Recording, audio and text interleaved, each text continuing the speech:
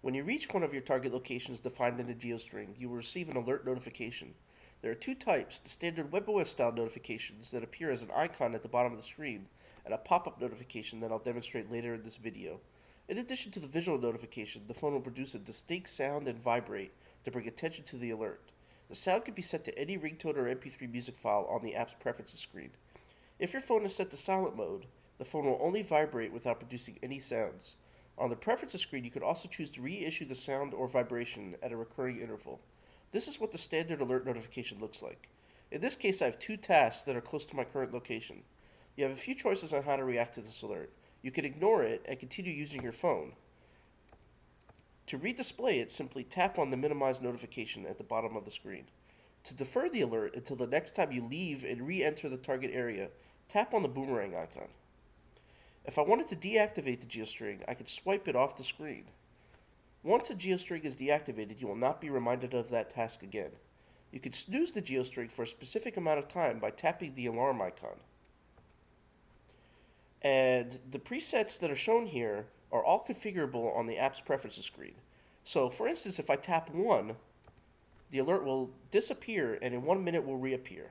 You can also tap on the GeoString to bring up the edit screen and view the details of the GeoString. This would be handy if, for instance, you wanted to change one of the settings. So for instance, let's say I'm too busy to stop at Best Buy right now. I could delete Best Buy. And let's say I'm going to be stopping at Target later on today. So let's say I'm going to be stopping at this Target. I'll add that to the GeoString, save it. And now when I stop by Target later on today to run some errands, I'm going to get reminded to also pick up the Harry Potter movie. Let's go to the preferences screen because as before, I mentioned that there's another type of alert notification, which is the pop-up. So let me go ahead and set pop-up. I'm going to go ahead and remove the app. Now, in a few seconds, I'm going to get an alert pop-up because if you remember, previously I had snoozed one of the GeoStrings for 1 minute. And now that I've set the alert notification type to pop-up, a pop-up will appear once that snoozed GeoString comes back to life.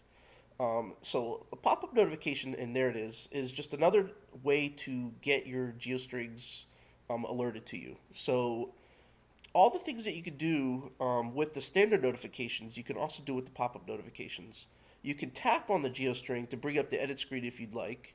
You can also defer your GeoString with the boomerang icon.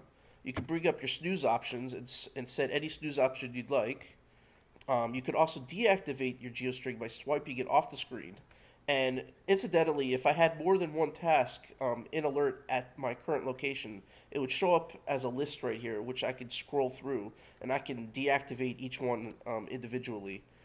In addition, if you have a note attached to a particular GeoString, a note icon will appear right here. If I tap that, I can view my note directly from the pop-up, so I don't even have to bring up the full app to do that, which is nice. So in this case, it's telling me that I have a list of vitamins that I really need to pick up: fish oil, vitamin C, vitamin A, and I can view that directly from the pop-up.